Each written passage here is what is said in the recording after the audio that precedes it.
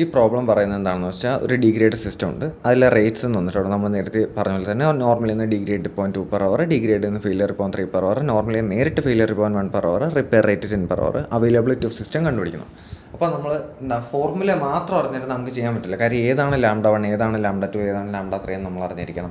നമുക്ക് മാർക്ക് വേണ്ടി ഡയഗ്രാം ഓർമ്മ ഉണ്ടായിരിക്കണം. അതിൽ 1, 2, 3 സ്റ്റേറ്റുകൾ ഏതൊക്കെയാണെന്ന് അറിഞ്ഞിരിക്കണം. അത് അങ്ങോട്ടും ഇങ്ങോട്ടും മാറിപ്പോയാൽ ആൻസർ തെറ്റിപ്പോവും. അപ്പോൾ നമ്മൾ ആദ്യം മാർക്ക് വേണ്ടി ഡയഗ്രാം വരയ്ക്കുന്നു. മാർക്ക് വേണ്ടി ഡയഗ്രാം വരയ്ക്കുമ്പോൾ ഇവിടെ 1, 2, 3 ആണ്. ഇങ്ങോട്ടാണ് λ1 എന്ന് നമുക്ക് ഓർമ്മ വേണം. ഇങ്ങോട്ടാണ് λ1 എന്ന് ഓർമ്മ വേണം. ഇങ്ങോട്ടാണ് λ2 എന്ന് ഓർമ്മ വേണം.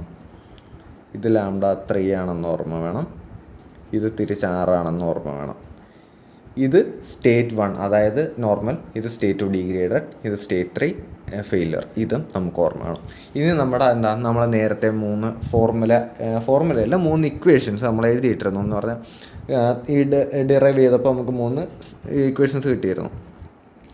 അത് ആദ്യത്തത് RP3 = 0, രണ്ടാമത്തത് -λ2 P2 + λ1 P1 = 0, മൂന്നാമത്തത് P1 + P2 + P3 = 0. ഇങ്ങനെ 3 ഇക്വേഷൻസ് നമുക്ക് കിട്ടിയിരുന്നു. ഇത് 3 വെച്ചാണ് നമ്മൾ ഈ പ്രോബ്ലം സോൾവ് ചെയ്യാൻ പോകുന്നത്. ഇതിവർ തന്നിട്ടുണ്ട്. എന്ത് തന്നിട്ടുണ്ട്? λ1 എന്ന് പറഞ്ഞാൽ നോർമൽ സ്റ്റേറ്റ് 2 ഡിഗ്രേഡഡ്, അതാണല്ലോ. 2 ആണ് ഡിഗ്രേഡഡ് നമുക്കറിയാം, 1 ആണ് നോർമൽ എന്നറിയാം. അപ്പോൾ ഇത് λ1 ആണ്. λ1 ആണ് 2 എന്ന് നമുക്കറിയാം, 2 per hour എന്ന് നമുക്കറിയാം. λ2 ഡിഗ്രേഡഡ് സ്റ്റേറ്റ് ഫെയിലർ, ഇതാണ് ഡിഗ്രേഡഡ്, ഇതാണ് ഫെയിലർ എന്ന് നമുക്കറിയാം. അപ്പോൾ ഇതാണ് λ2 എന്നറിയാം. അപ്പോൾ λ2 = 3 എന്ന് നമുക്കറിയാം. അതുപോലെ തന്നെ λ3 നോർമൽ ടു ഫെയിലിയർ, λ3 ഇതാണെന്ന് നമുക്കറിയാം. അപ്പോൾ ഇത് 1 ആണെന്ന് നമുക്കറിയാം. അതുപോലെ R എന്ന് പറഞ്ഞാൽ റിപ്പയർ റേറ്റ് ആണെന്ന് നമുക്കറിയാം. അപ്പോൾ റിപ്പയർ റേറ്റ് എത്രയാണെന്ന് തന്നിട്ടുണ്ട്? 10 per hour ആണ് അവർ തന്നിട്ടുണ്ട്. ഇത് നമുക്ക് ഈ 3 ഇക്വേഷൻസിൽ നമുക്ക് ഈ വാല്യൂ സബ്സ്റ്റിറ്റ്യൂട്ട് ചെയ്ത് കൊടുക്കാം. അപ്പോൾ സബ്സ്റ്റിറ്റ്യൂട്ട് ചെയ്യുമ്പോൾ ഇത് നമുക്ക് തരുന്ന ഇക്വേഷൻ എന്താണെന്ന് വെച്ചാൽ ഈ -λ1 + λ3 ഇല്ലേ, λ1 എത്ര? 2, λ3 1, അപ്പോൾ 2 + 1 3, അപ്പോൾ -3 P1 എന്ന് വരും. -3 P1 പ്ലസ് ഇവിടെ RP3, R എത്ര? 10, അപ്പോൾ 10 P3 = 0.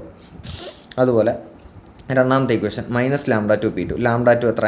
3, അപ്പോൾ -3 P2 പ്ലസ് λ1 എത്ര? 2 + 2 P1 = 0 നമ്മൾ എഴുതി. മൂന്നാമത്തെ ഇക്വേഷൻ P1 + P2 + P3 = 0.